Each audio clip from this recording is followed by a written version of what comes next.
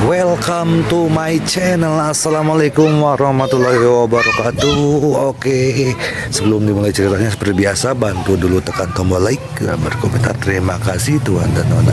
Bab 933, 10 negara mencari bantuan.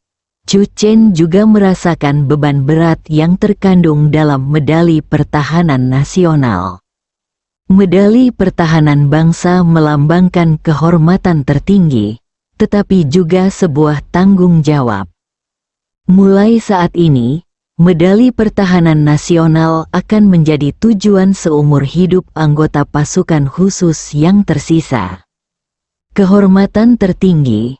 Selanjutnya, Chu Chen menerima banyak panggilan ucapan selamat secara berurutan. Paman kedua Chu Kaiping, paman kedua bangga padamu. Ayah Chu Haozu, ayah bangga padamu.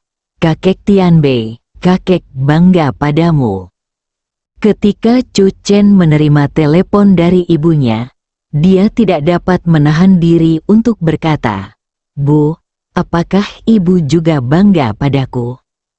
Bei Wanxing tersenyum, "Kamu benar-benar kekasih ibuku." Xia Bei juga memanggil, "Selamat, Saudara Chen." Berita bahwa Chu Chen telah menerima medali pertahanan negara tidak hanya merupakan pengumuman internal dalam Biro Operasi Khusus, tetapi juga pemberitahuan yang menyebar ke seluruh Tiongkok. Semua media massa utama bergegas memberitakannya. Sulit untuk tidak mengetahuinya. Bahkan media asing pun memuat artikel tersebut di surat kabar mereka dan segera mencetak ulang. 4 kata, medali bangsa, menyebar ke seluruh dunia bagaikan banjir. Xiao Bei, kamu juga harus bekerja lebih keras.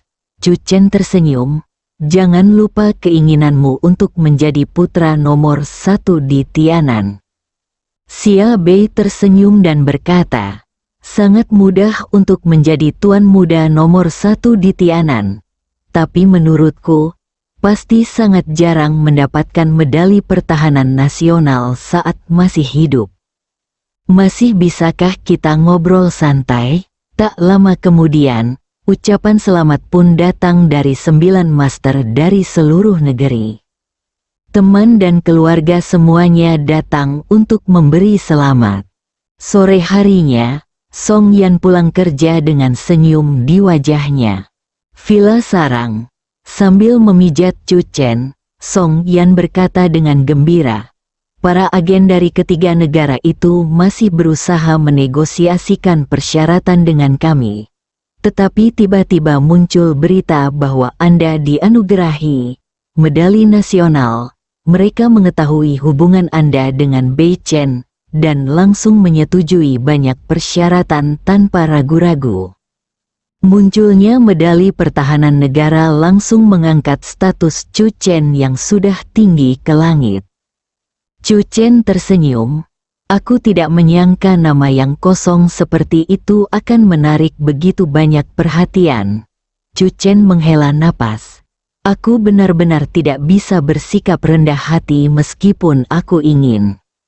Song Yan duduk di tubuh Chu Chen, memijat bahunya, dan tiba-tiba wajahnya memerah. Kenapa kamu? Chu Chen menerimanya begitu saja dan berkata dengan jujur, pijat berarti kamu menekanku dan aku memijatmu. Ruangan itu dipenuhi warna musim semi dan cinta yang tak berujung. Di dunia luar, tanah Tiongkok juga dipenuhi dengan kegembiraan, dan banyak orang secara spontan mengucapkan selamat kepada Tuan Chu atas penerimaan medali pertahanan negara. Namun, ada sekelompok orang khusus yang, setelah mengucapkan selamat singkat, tetap bertahan pada jabatan mereka dan melaksanakan tugas mereka. Lempengan batu lain telah ditemukan dan sedang segera dipindahkan ke Chu Chen. Biro Operasi Khusus, Chu Kaiping bahkan tidak punya waktu untuk pergi memancing selama periode ini. jiwa di batu hamil dewa dapat terbangun dan menimbulkan kekacauan kapan saja. Ini adalah bencana potensial yang mungkin melanda dunia. Sejauh ini, pengendalian di Tiongkok cukup baik, dan jiwa yang melarikan diri yang telah ditemukan juga telah dibunuh oleh Chu Chen. Kepala Luo melihat ke bawah ke dokumen di atas meja dan tidak dapat menahan diri untuk tidak mendesah.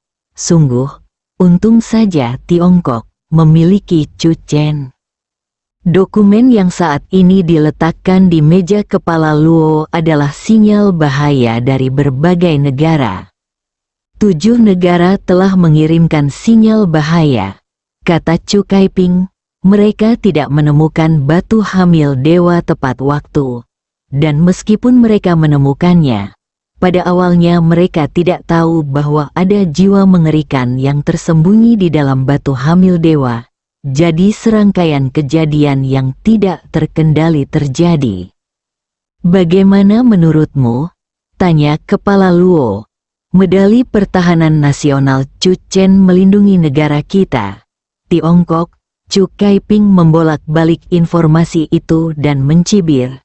Hampir semua dokumen ini mengatakan bahwa mereka ingin meminta bantuan pahlawan Tiongkok Chu, tetapi tidak menyebutkan harga yang harus dibayar untuk meminta bantuan pahlawan Tiongkok Chu. Itu berarti mereka belum terburu-buru. Jangan menanggapi mereka untuk saat ini. Kepala Luo mengangguk. Lagi pula, bahkan jika mereka bersedia membayar harganya, mereka harus meminta pendapat Chu Chen terlebih dahulu. Chu Kaiping berkata, jika Chu Chen bersedia mengambil tindakan, kami akan menyetujui permintaan bantuan dari berbagai negara. Chu Kaiping memanggil Chu Chen. Chu Chen tidak menjawab. 2 jam kemudian, Chu Kaiping sedang makan malam ketika Chu Chen menelepon kembali. Paman, aku sedang sibuk tadi dan tidak mengecek ponselku. Chu Chen berkata, ada apa? Batu hamil Tuhan bukanlah produk yang hanya ada di Tiongkok. Chu Kaiping berkata, di seluruh dunia, batu-batu hamil dewa juga muncul satu demi satu selama periode ini. Dan jiwa-jiwa di dalamnya telah terbangun, menyebabkan masalah bagi orang-orang. Bukan tidak mungkin menggunakan senjata modern untuk menghancurkan orang kuat di alam transformasi dewa, tetapi itu mungkin menghabiskan banyak biaya dan memengaruhi kehidupan yang tidak bersalah selama pertempuran. Oleh karena itu, banyak negara tidak berdaya melawan orang-orang kuat yang terbangun di alam transformasi dewa. Selama periode waktu ini, kami telah menerima sinyal mara bahaya dari 10 negara satu demi satu. Selama 2 jam ketika Chu Chen tidak memberikan respons, sinyal mara bahaya dikirim dari 3 negara lagi.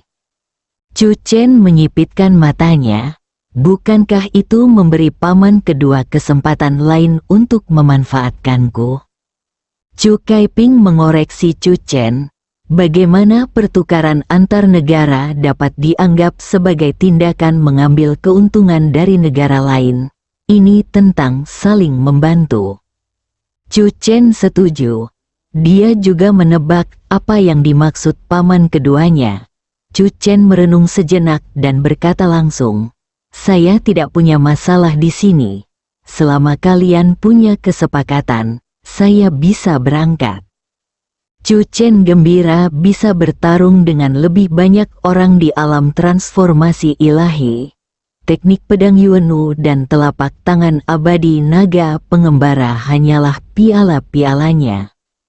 Hanya dengan bertarung bersama para pendekar di alam transformasi ilahi, Anda dapat memperoleh lebih banyak informasi tentang era para pendekar kuno.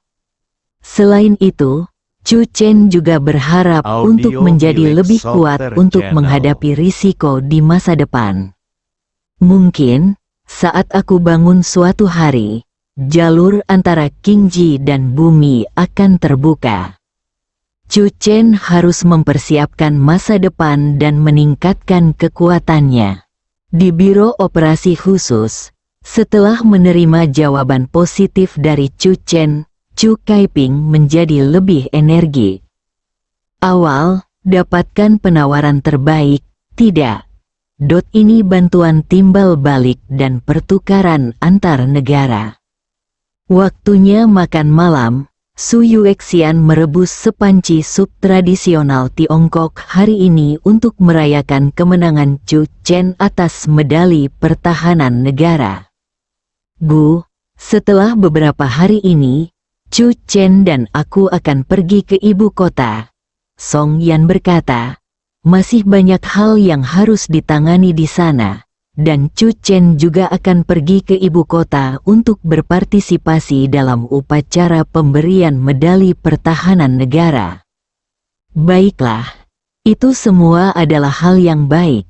Meskipun Su Yuexian enggan, dia juga tahu bahwa Beijing adalah panggung di mana anak-anak dapat benar-benar menampilkan bakat mereka. Ketika kami tiba di ibu kota, kami melihat banyak keluarga kaya. Suara Song Xie yang tiba-tiba berhenti. Dia secara tidak sadar ingin mengingatkan Song Yan untuk tetap bersikap rendah hati setelah tiba di ibu kota. Lagi pula, lingkungan di ibu kota berbeda dengan di kota Chan. Dia juga mengingatkan Song Yan ketika dia pergi ke ibu kota untuk pertama kalinya.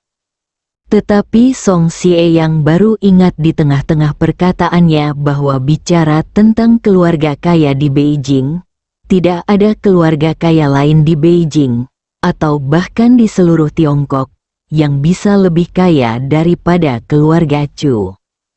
Ngomong-ngomong, Xiao Qiu menelepon ke rumah kemarin dan mengatakan bahwa dia telah memasuki kamp pelatihan khusus dan akan pergi ke Beijing untuk pelatihan khusus selama periode ini. Aku ingin tahu apakah kamu bisa menemuinya. Su Yuexian sedikit merindukannya. Lagi pula, putra bungsunya tidak pernah jauh dari rumah selama itu. Itu juga kekasih kecilnya. Bu, kalau ada waktu, kita akan pergi menemui Xiao Qiu. Song Yan berkata tergesa-gesa. Chu Chen juga mengangguk. Makan malam keluarga, lembut dan menghangatkan hati. Pada malam harinya, batu hamil dewa yang baru ditemukan itu pun diantarkan ke pintu rumah keluarga Song. Chu Chen telah menerima berita sebelumnya dan keluar untuk mengambil barangnya. Bab 934 mabuk selama 2000 tahun. Mobil perlahan berhenti di depan Chu Chen. Beberapa pria besar membawa kotak berisi lempengan batu dengan susah payah. Terima kasih atas kerja kerasmu. Chu Chen berjalan mendekat dan membuka kotak itu. Ada lempengan batu di dalamnya. Chu Chen mengulurkan tangan dan mengambil lempengan batu, melemparkannya di tangannya, menimbang berat lempengan batu itu, lalu berjalan kembali. Beberapa pria besar saling memandang. Lempengan batu, yang terasa sangat sulit diangkat oleh beberapa orang di antara mereka, ternyata semudah mengangkat selembar kertas tipis bagi pahlawan Chu. Dia benar-benar layak disebut pahlawan Chu. Chu Chen tidak tahu apa yang dipikirkan orang-orang ini. Setelah mendapatkan lempengan batu, Chu Chen memasukkannya ke dalam cangkang Changtian. Pada saat yang sama, dia memeriksa dan menemukan bahwa tidak ada jiwa yang terbangun di dalam cangkang Changtian. Mungkinkah energi spiritual di cangkang Changtian terlalu tipis, sehingga sulit bagi mereka untuk bangun? Chu Chen tiba-tiba punya ide. Tentu saja, dia tidak bermaksud menaruh lempengan batu itu agar berjemur di bawah sinar matahari. Untuk saat ini, yang terbaik adalah memasukkan lempengan batu sebanyak mungkin ke dalam cangkang Changtian. Jika tidak, dunia luar akan terlalu kacau. Sampai saat ini, ada 10 negara yang meminta bantuan. Tetapi Chu Chen mengerti bahwa ini baru permulaan. Jika tidak dikontrol dengan baik, semakin banyak jiwa yang akan terbangun, dan saat jiwa-jiwa tersebut mengambil alih tubuh lain sesuka hatinya, dunia akan kacau balau. Jika Chang Tianbei benar-benar memiliki kemampuan untuk mencegah jiwa terbangun, Chu Chen akan sangat senang melihatnya. Chu Chen mengeluarkan ponselnya dan memeriksa latar belakang Biro Operasi Khusus. Setiap batu hamil Tuhan yang dikirim akan disertai informasi relevan untuk memudahkan penelusuran identitas roh asli batu tersebut. Chu Chen duduk di tumpukan bunga plum, angin malam bertiup, dan dia menoleh, matanya tiba-tiba bersinar. Batu suci ini sebenarnya berasal dari Gunung Su. Orang pertama yang terlintas di pikiran Chu Chen adalah Dewa Pedang Susan. Sejak zaman dahulu kala, ada banyak sekali legenda tentang pedang abadi Susan. Chu Chen mengeluarkan batu hamil dewa yang baru saja dia masukkan, meletakkannya di tumpukan bunga plum, dan menatap batu hamil dewa itu. Mungkinkah ada roh pedang abadi di dalam batu pembawa dewa ini? Selama kurun waktu ini, saat ia mengumpulkan semakin banyak batu hamil dewa, Chu Chen jarang mempelajari berbagai batu hamil dewa. Namun, batu hamil dewa di depannya dari Gunung Su telah menyalakan kembali minat Chu Chen. Meski kini sebagian orang memanggilnya Sang Pedang Abadi Chu dari Tiongkok, hanya dia sendiri yang tahu bahwa dia bukanlah seorang pedang abadi yang sebenarnya. Demikian pula, Chu Chen juga mendambakan pedang abadi. Tunggangi pedang bersama angin untuk melenyapkan iblis antara langit dan bumi. Aku bisa riang dengan anggur, tetapi aku akan gila tanpa anggur. Minumlah sungai-sungainya, lalu minumlah matahari dan bulannya. Aku dapat minum 1000 cangkir tanpa mabuk, karena akulah pendekar mabuk. Sejak zaman dahulu kala, pedang dan anggur, jika dipadukan, melambangkan kebejatan, kebebasan, kemudahan, keanggunan, kesombongan, kenakalan, dan keberanian. Jiwa Chu Chen perlahan-lahan tertutup dan segera memasuki batu pembawa dewa. Pemandangan yang muncul di depan Chu Chen adalah pegunungan hijau tak berujung, bagaikan ular piton raksasa, membentang tanpa henti. Tiba-tiba, sebilah pedang abadi datang tertiup angin, secepat kilat. Dalam sekejap, ia meninggalkan cahaya dingin antara langit dan bumi, dan menebas ke arah jiwa Chu Chen. Jiwa Chu Chen tidak lagi rapuh seperti sebelumnya. Setelah menangkis banyak pedang secara berturut-turut, pedang abadi itu tiba-tiba berubah arah dan membelah gunung hijau itu. Gunung hijau itu terbelah, dan sebuah plakat sekte muncul. Sekte Pedang Abadi Susan. Pupil mata Chu Chen tiba-tiba mengecil. Ini memang merupakan sekte yang kuat yang telah ada sejak era prajurit kuno. Jiwa Chu Chen memasuki sekte Pedang Abadi Susan dan berjalan maju di sepanjang anak tangga batu tanpa arah. Hingga ujung anak tangga batu tersebut adalah aula sekte pedang. Saat arwah memasuki aula itu, ada perasaan gemetar. Pada dinding di semua sisi, pedang-pedang dewa digantung, dan udara dipenuhi dengan energi pedang yang terasa dingin. Meskipun dia tahu bahwa itu hanyalah gambaran yang dilihat jiwa di batu hamil jiwa dan tidak nyata, Chu Chen yakin bahwa gambaran itu pernah ada. Berbagai pedang ajaib yang tergantung di dinding aula pasti akan menggemparkan dunia jika muncul sekarang. Chu Chen menemukan jiwa yang tertidur di tengah aula. Dewa Master Pedang, Chu Chen ragu-ragu sejenak, dan jiwanya tiba-tiba menabrak jiwa yang sedang tertidur. Bang bang bang, setelah beberapa kali berturut-turut, jiwa Chu Chen menarik diri dari batu hamil dewa. Matanya terpaku pada batu hamil dewa, dan pada saat yang sama, ekspresinya waspada. Dia tidak tahu apakah jiwa ini akan segera memilih untuk mengambil alih tubuhnya atau melarikan diri setelah terbangun. Chu Chen hanya sengaja mencoba membangkitkan roh ini.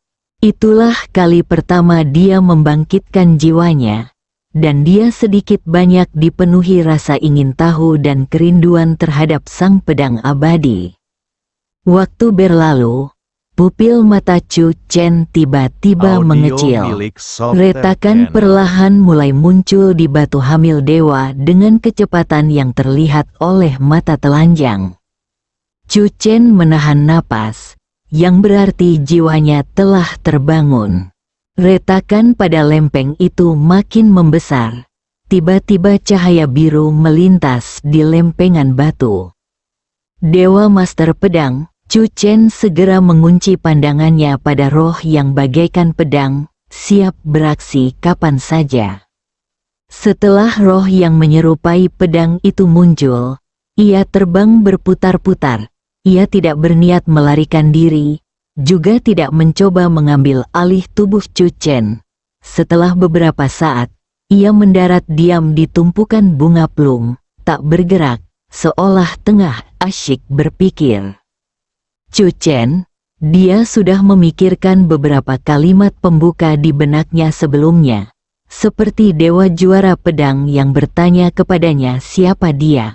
Melihat dewa juara pedang tertawa dan berteriak bahwa dewa pedang akhirnya terbangun, dan contoh lain, pihak lain bersikap agresif dan berteriak, "Berikan tubuhmu padaku." Namun tidak ada seorang pun yang menduga, setelah roh pemenang pedang itu beterbangan, tidak terjadi pergerakan sama sekali. 5 menit berlalu, 10 menit kemudian, Chu Chen akhirnya tidak dapat menahannya lagi, berjalan mendekat, dan bertanya dengan ragu-ragu, "Senior dari Sekte Pedang Abadi Susan?" Dari semangat sang pendekar pedang terlihat bahwa hal itu hampir benar.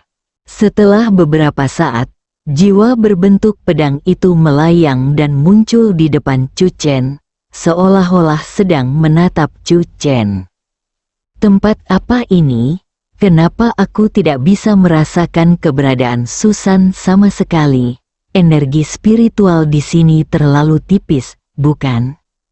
Chu Chen tertegun, tetapi tetap menjawab, "Ini adalah kota Zen. Urat-urat spiritual telah kering selama 2000 tahun dan baru saja pulih, jadi wajar saja urat-uratnya sedikit lebih tipis." "Apa?" Roh Master Pedang tiba-tiba menjadi bersemangat. Cahaya biru berkedip tanpa henti. "Kali ini aku mabuk. Bukan saja aku kehilangan tubuhku, tetapi aku juga mabuk selama 2000 tahun. Sang juara pedang tercengang, Chu Chen juga bingung. Kedengarannya pihak lain memiliki lebih banyak keraguan daripadanya. Apakah dia tidak tahu bahwa jiwanya telah tertidur selama 2000 tahun? Dia baru saja memikirkan tumpukan bunga plum. Mungkinkah dia bertanya-tanya mengapa dia kehilangan tubuhnya hanya karena dia mabuk? Kehilangan keperawanan setelah minum adalah pelajaran berdarah 2000 tahun yang lalu. Seorang pria dan roh yang bagaikan pedang saling berhadapan seperti ini. Chu Chen selalu berpikir bahwa sungguh tragis bahwa ia secara tidak sengaja menggunakan jimat penenang jiwa untuk menyegel dirinya sendiri selama 5 tahun. Namun jika dibandingkan dengan saudara di hadapannya, yang kehilangan tubuh fisiknya dan tertidur selama 2000 tahun karena suatu kemabukan, hal kecil yang dimilikinya itu tidak ada apa-apanya. Apakah kamu benar-benar mabuk? Chu Chen tidak dapat menahan diri untuk bertanya lagi. Dia telah mengetahui bahwa Yuan Shen pemenang pedang ini adalah anak ajaib dari Sekte Pedang Abadi Susan. Tetapi dia terobsesi dengan minuman keras. Ingatan terakhirnya adalah saat mabuk, dan akibatnya, dia mabuk selama 2000 tahun. Sang juara pedang jatuh di tumpukan bunga plum. Aku sudah tahu kalau minum akan menimbulkan masalah. Aku tidak akan minum lagi. Chu Chen tidak tahu bagaimana menjawabnya. Setelah beberapa saat, Master Pedang berkata, "Hai, saudara, apakah kamu punya anggur? Aku ingin minum sedikit untuk menenangkan sarafku." Bagaimanapun, hal semacam ini benar-benar sulit diterima. Bersambung.